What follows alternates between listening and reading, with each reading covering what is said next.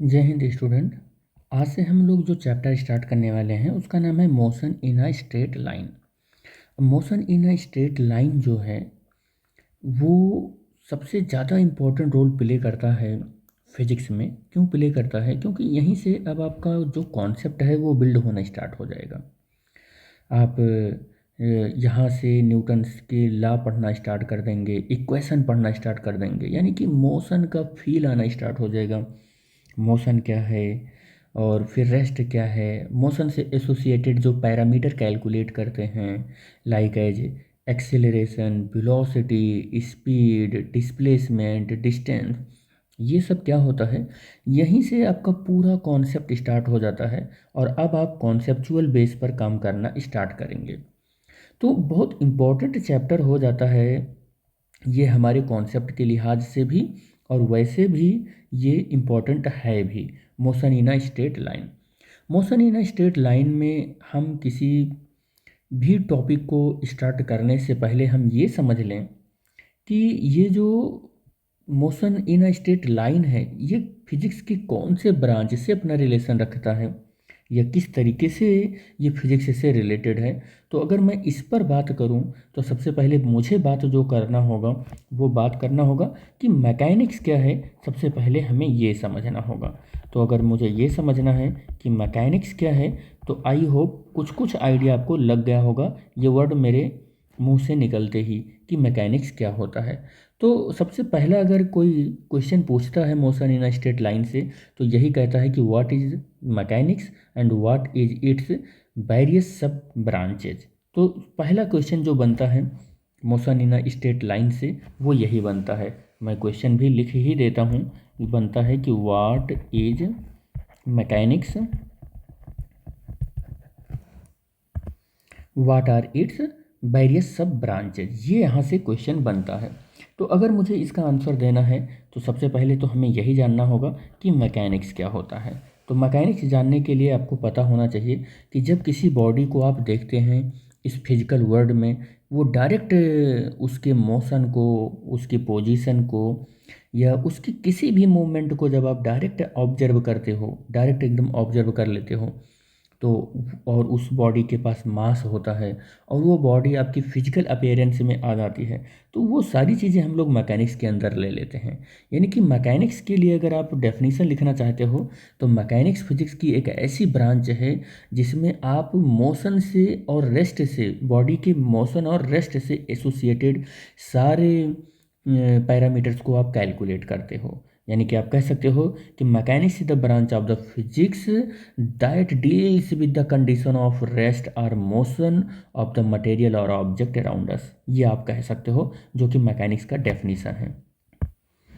तो mechanics is the branch of physics that deals with the conditions of rest और motion of the material object around us. किसी object या material का जो motion position है या रेस्ट की जो कंडीशन है, जब हम इसकी स्टडी करते हैं फिजिक्स की जिस ब्रांच में, उसे हम मैकेनिक्स बोलते हैं। एक बात और मैं आपको बता दूं कि फिजिक्स की ये सबसे पुरानी ब्रांचेज में से एक है। यानी कि it is one of the oldest branches of the physics. ये बहुत ही ज़्यादा ओल्डेस्ट ब्रांच ऑफ फिजिक्स है। ठीक है, तो ये बात भी आप याद रखें। अगर मैं मैकेनिक्स के सब ब्रांच की बात करूं, यानी कि सब ब्रांच ऑफ द मैकेनिक्स की बात करूं, सब ब्रांच ऑफ मैकेनिक्स की बात करूं, तो यहाँ पर मैं तीन ब्रांचेज आपको इम्पोर्टेंट तौर पर बताने की कोशिश करूँगा। पहला मैं बात करूँगा कि है स्टैटिक्स। कौन है? स्टैटिक्स। दूसरे की मैं अगर बात करूँगा तो काइनामेटिक्स। दूसरा क्या है? काइनामेटिक्स। और अगर तीसरे की बात करूँगा तो वो क्या है? डायनामिक्स। कौन है? डायनामिक्स।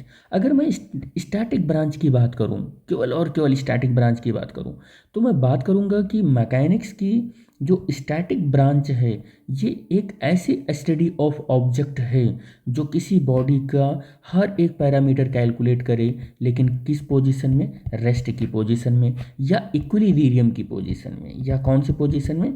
इक्विलिब्रियम की पोजीशन में। तो हम इस बात को, कि इस बात से रिलेटेड जो कुछ भी स्टडी करेंगे उसे हम स्टैटिक मैकेनिक्स बोलेंगे।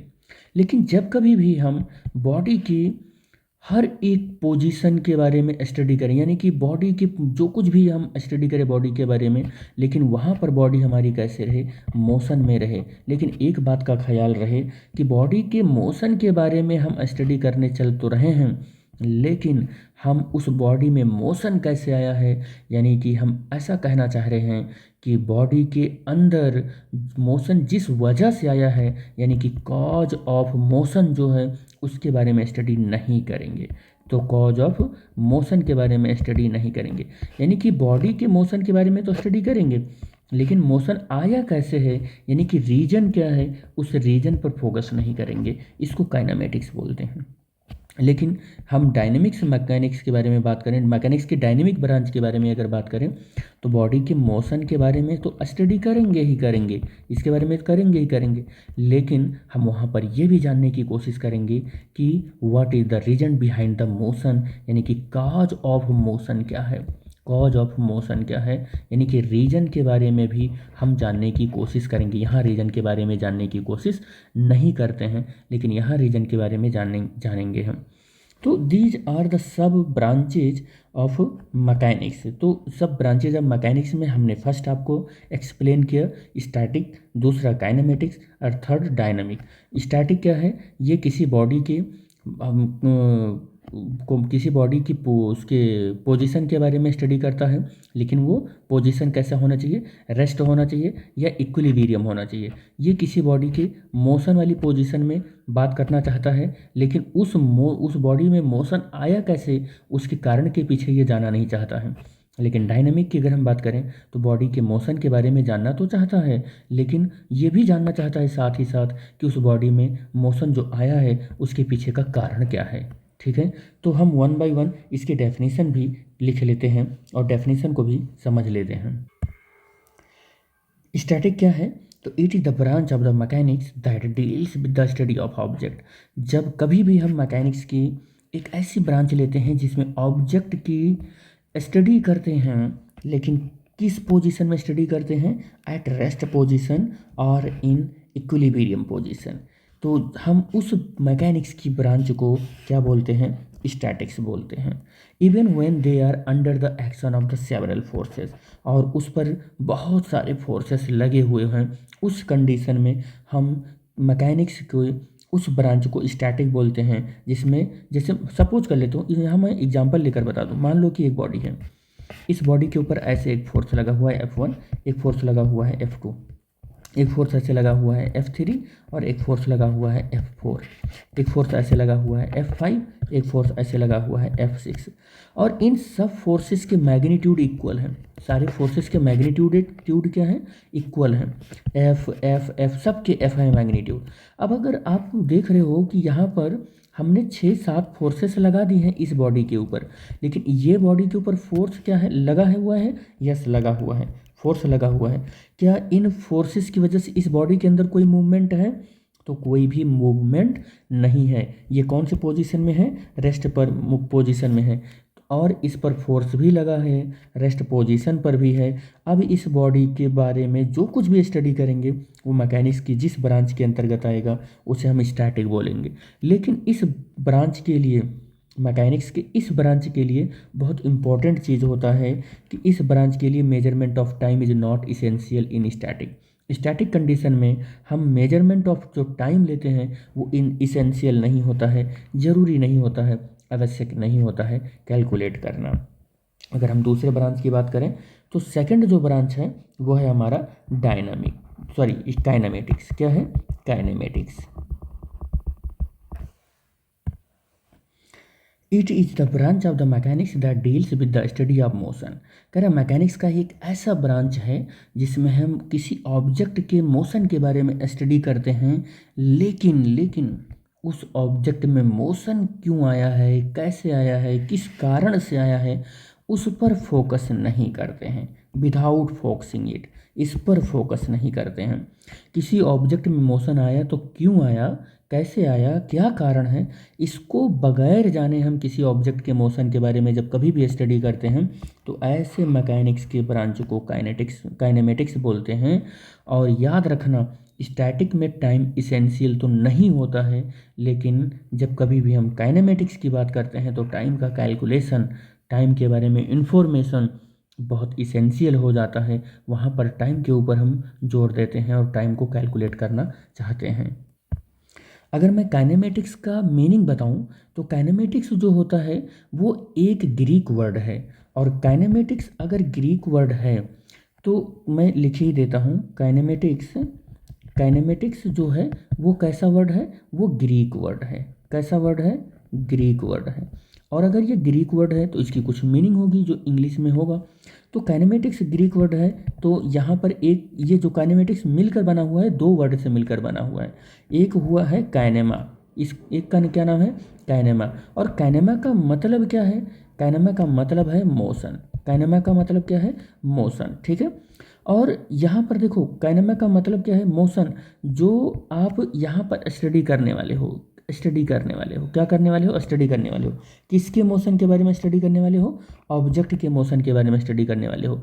तो किसी ऑब्जेक्ट के मोशन के बारे में स्टडी करने को मैटिक्स मतलब, टिक्स मतलब स्टडी करना, तो स्टडी करने को हम क्या बोलते हैं, काइनेमेटिक्स बोलते हैं। लेकिन ये भी आपको ध्यान रहे कि हमें रीजन के पीछे नहीं जाना है, ठीक है। रीजन के पीछे नहीं जाना है कि क्या रीजन है इसके बॉडी के मोशन के मोशन के पीछे, तो उसको जानना ज़रूरी नहीं है। लेकिन बस एक चीज़ जानना यहाँ ज़रूरी हो गया है कि टाइम क्या है, टाइम का मेजरमेंट बड़ा ही ज़रूरी है। नेक्स्ट ब्रांच जो हमारा है वो क्या है, स्टैटिक्स। क्या है, सॉरी, डायनामिक्स। क्या है, dynamics. It is the branch of physics, branch of mechanics, sorry. So it is the branch of the mechanics that deals with the study of motion of object taking into the consider the cause of their motion। देखो यहाँ पर क्या चीज़, देखो static में आपने क्या देखा कि हम बॉडी के रेस्ट पोजीशन में स्टडी कर रहे थे। काइनेमेटिक्स में क्या देखा आपने, बॉडी के मोशन की पोजीशन में तो स्टडी कर रहे हैं, लेकिन उसके रीजन के पीछे, मोशन का जो रीजन है उसके पीछे भाग नहीं रहे हैं। लेकिन यहाँ पर क्या है कि बॉडी का हम हर एक एस्पेक्ट कैलकुलेट कर रहे हैं मोशन के रेफरेंस में, बट उसमें मोशन आया कैसे, मोशन कैसे आया, इस रीजन को भी हम यहाँ पर कंसीडर कर रहे हैं। तो जब कभी भी डायनामिक मैकेनिक्स तब होता है जब हम बॉडी के मोशन के बारे में कैलकुलेशन करें और उसके कह सकते हैं कि मोशन के पीछे का कारण क्या है उसको भी जानें। यानी कि हम ऐसा कह सकते हैं कि जो डायनेमिक्स है, जो डायनेमिक्स है यानी कि मैकेनिक्स की जो स्पेशल काइंड ऑफ ब्रांच है, ये उस बॉडी के पीछे क्या हो रहा है उसको अगर बताता है। तो किसी भी बॉडी के पीछे क्या हो रहा है, यानी कि बॉडी मोशन में है तो उसके पीछे जो हो रहा है उसके पीछे मेन जो कारण है वो किसका है, फोर्स का है। मेन जो कारण क्या है, फोर्स का है। यानी कि dynamics is the concern with the force. Dynamic जो है अपना कंसर्न किसके रिगार्डिंग रखता है, रिगार्डिंग रखता है, फोर्स के रिगार्डिंग रखता है। यानी कि मोशन का जो सबसे बड़ा काज है, जो मोशन का सबसे बड़ा काज है वो फोर्स है। यानी कि डायनेमिक किसके बारे में बताने की कोशिश करता है, फोर्स के बारे में बताने की कोशिश करता है। और फोर्स जो कि न्यूटन की मैकेनिक्स में जो कंट्रीब्यूशन की थ्योरी है उसको कई तरीक़ों से समझाने की कोशिश करता है, जिसमें सेकंड लॉ ऑफ मोशन बड़ा ही इंपॉर्टेंट पॉस्टुलेट है, जो बहुत फेमस पॉस्टुलेट है लॉ ऑफ मोशन का। उसमें बहुत अच्छे से फोर्स के बारे में एक्सप्लेन किया गया है। इसका मतलब ये हुआ कि डायनेमिक्स जहाँ भी फोर्स का कह सकते हैं कॉन्सेप्ट आएगा वहाँ पर डायनेमिक्स अपने आप आ जाएगा। जहाँ पर फोर्स का कॉन्सेप्ट नहीं आएगा वहाँ काइनेमेटिक्स आएगा, यानी कि मोशन ऑफ ऑब्जेक्ट के बारे में हम केवल कैलकुलेशन करेंगे, उसके कारण के पीछे नहीं जाएंगे। लेकिन जब कभी भी हम मोशन ऑफ ऑब्जेक्ट कैलकुलेट करेंगे with the cause of the motion, तो हम समझ जाएंगे कि हम डायनेमिक्स की ब्रांच में चल रहे हैं। तो these are all information about the mechanics. मैंने पूरी अपनी एफर्ट और कोशिश की है कि आपको मैकेनिक्स में समझा पाऊँ कि क्या है क्या नहीं। हम लोग नेक्स्ट वीडियो में मिलेंगे जब हम जानने की कोशिश करेंगे कि किसी ऑब्जेक्ट का रेस्ट पोजीशन क्या है और उसका मोशन क्या है। तो thanks for watching the video, thank you, मिलेंगे नेक्स्ट वीडियो में।